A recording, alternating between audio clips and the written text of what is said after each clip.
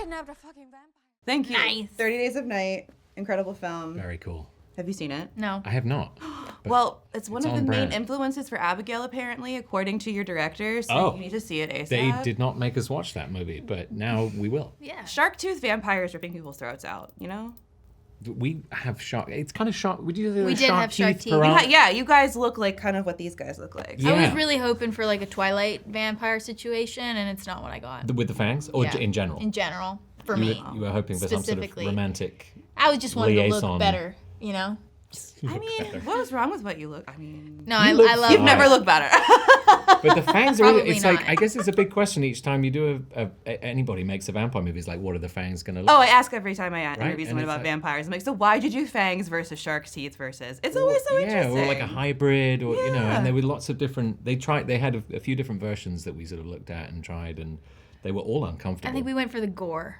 You know? The two of you are having like banger years in horror. What's it been like to be a part of the horror community? You've both done horror before, obviously, but being so integrated into this year, what's it been like talking to the fans and community and just being such a big part of horror? And Kathryn, I'll start with you. The horror community's been really good to me.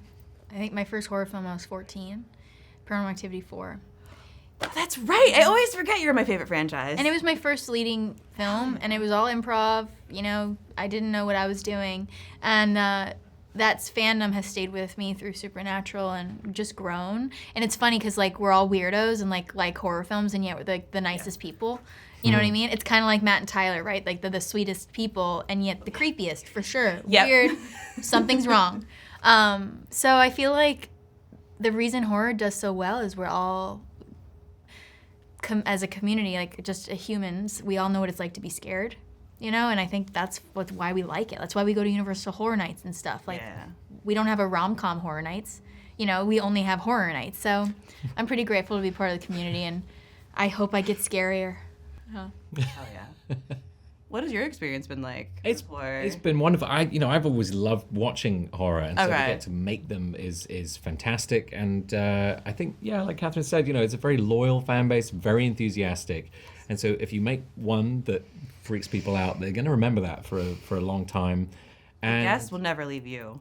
You'll linger over your head forever. He's always welcome. And That's funny. I think I see what you did. Horror filmmakers, I have a particular fondness for. There's a real playfulness to them.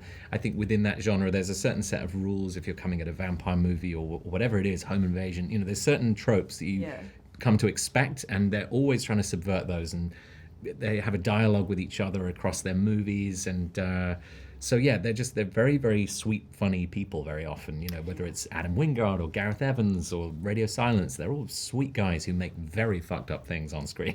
Dan said this yesterday, that like all the characters in this movie are villains, like we're all kind of bad people. And I think that's another thing, like monsters I relate to more sometimes than like a hero or like a princess. Oh yeah. You know what I mean? Oh yeah. But I like fantasy and I like movies like that too. It's just different. It touches on that other side of us as humans who, like, we could be bad too. Oh yeah. Yeah.